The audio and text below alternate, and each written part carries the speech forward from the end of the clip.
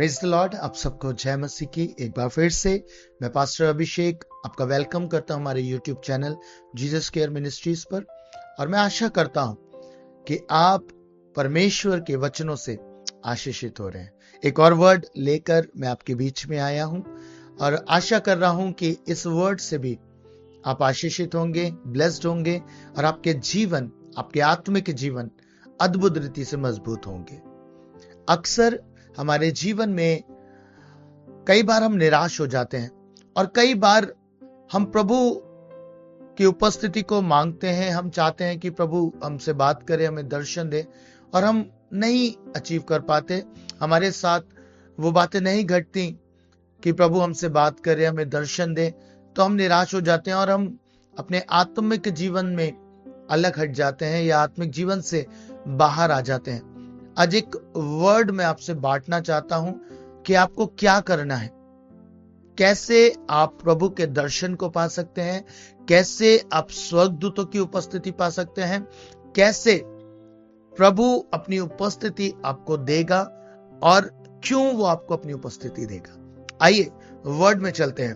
परमेश्वर के वचन से निकालिएगा यूहन्ना रचित सुसमाचार उसका 20 अध्याय और उसके 11 वचन में लिखा है, परंतु मरियम रोती हुई कब्र के पास ही बाहर खड़ी रही और रोते रोते कब्र की ओर झुककर 2 स्वर्गदूतों को उज्जवल कपड़े पहने हुए, एक को सिरहाने और दूसरे को पैताने बैठे देखा, जहां यीशु का शव रखा गया था। ये अमेजिंग बात है। ये उस समय की घटना है जब यीशु मसीह का रिजरेक्शन हो चुका है। यीशु मसीह मृतकों में से जी उठे हैं। आप जब इसको 20 अध्याय को पहले वचन से पढ़ेंगे, आपको पता चलेगा कि सप्ताह का पहला दिन है और मरियम मगदलीनी भोर को अंधेरे रहते ही कब्र पर आई है और उसने पत्थर को कब्र पे से हटा हुआ देखा है। और वो जाती है, बताती है, पतरस आता है, यूहन्ना भी आता है। यूहन्ना पहले पहुंच जाता है उस स्थान पर जहां यीशु का शव रखा था, लेकिन वहां पर वो कपड़े पड़े हुए देखता है और पतरस भी कपड़े पड़े हुए देखता है। और बाइबल कहती है कि वहां पर जब वो ये सारी चीजें देखते हैं, उसके बाद 10 वचन में लिखा है, तब ये चेले अपने घर लौट गए। कौन चले गए? ध्यान से समझिएगा। चेले घर लौट गए, पतरस यूहन्ना घर लौट गए और मरियम भी वहां पर थी। पर 11 वचन कहता है, मरियम रोते हुए कब्र के पास बाहर खड़ी रही और वो खड़ी रही। थोड़े ही समय के बाद वहां स्वर्गदूत आते हैं। स्वर्गदूत उससे बात करते हैं, उससे कहते हैं तो क्यों रोती है। तब वो अपनी पीड़ा बयान करती है कि वो मेरे प्रभु को ले गए। और आगे ही पदों में आप पढ़ेंगे कि वहां पर यीशु से मरियम की मुलाकात होती है। कितना अद्भुत है। आपको मैंने कहा, आपको लगता है कि प्रभु आपको दर्शन नहीं दे रहे, आपको मरियम के समान एक चीज में उतरना पड़ेगा। आपको खड़ा रहना पड़ेगा, आपको ठहरे रहना पड़ेगा आत्मिक जीवन में। बाइबल कहती है पतरस लौट गया, यूहन्ना भी लौट गया, लेकिन मरियम वहां खड़ी रही। और जब वो खड़ी रही, वो रोती रही, विलाप करती रही, प्रभु ने उसे दर्शन दिया। आपको अमेजिंग बात बताना चाहता हूं खुदा के लोगों, जब आप खड़े रहेंगे, जब आप अड़े रहेंगे, आप परमेश्वर की उपस्थिति के भूखे और प्यासे बने रहेंगे, ऐसा हो नहीं सकता कि प्रभु आपसे बातचीत ना करे, प्रभु अपनी उपस्थिति आपको ना दे, अपनी प्रेजेंस से वो आपको ना भरे। आज के दिन में आपसे कहना चाहता हूं, परमेश्वर के खोजी बने रहिए। आप रोइए उसके सामने। किस चीज के लिए? रिपेंटेंस में रोइए। अपने जीवन को प्रभु के आगे रखिए।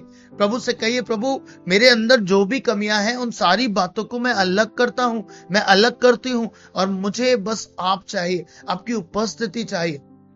चेलों ने एक ऐसा अवसर गवा दिया जहां सबसे पहला दर्शन वो कर सकते थे, पर एक स्त्री को ये मिला और स्त्री रिप्रेजेंट करती है कलीसिया को। याद रखिए, कलीसिया अगर परमेश्वर की हुजूरी की भूखी प्यासी रहेगी, परमेश्वर की हुजूरी में बनी रहेगी, तो वो दर्शन पाएगी, वो अद्भुत काम प्रभु में होकर देख पाएगी। हालेलुया। आपको कहना चाहता हूं, मत डिगिएगा, मत निराश होइए और अपनी चीजें प्रभु के आगे रख दीजिए। जब तक आप खोजी बने रहेंगे, जब तक आप भूखे प्यासे बने रहेंगे, बाइबल कहती है आप तृप्त किए जाएंगे। प्रभु अपनी उपस्थिति से, अपनी हुजूरी से, अपने वचनों से आपको तृप्त करेगा। वो अपने आप को आपके ऊपर रिवील करेगा कि वो कौन है। रिजरेक्टेड प्रभु यीशु मसीह मरियम पे प्रकट होते हैं। वही परमेश्वर जो जीवित है, जो युगान युग जीवित है, प्रभु यीशु मसीह आपके ऊपर भी अपने आप को रिवील करेगा। हम ढेरों ऐसी गवाहियां सुनते हैं जो ये कहते हैं उनके जीवनों में उन्होंने प्रभु की उपस्थिति का अनुभव किया।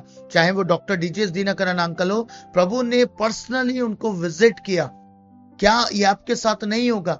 यस, हो सकता है आपको भी टाइम लग रहा हो, बहुत साल हो गए हैं, लेकिन एक समय ऐसा जरूर आएगा जब प्रभु अपने आप को प्रकट करेगा। डॉक्टर डीजेस दिनकरन अंकल ने अपनी गवाही दी, कितने साल उन्होंने प्रार्थना करी, फिर ऑल ऑफ सडन प्रभु ने उनको विजिट किया। आपको कहना चाहता हूं, आपको निराश होने की जरूरत नहीं है। अगर बहुत लंबा समय भी हो गया है, ठहरे रहिए, बैठे रहिए खुदा की उपस्थिति में, है ना, बैठे रहिए उसके साथ।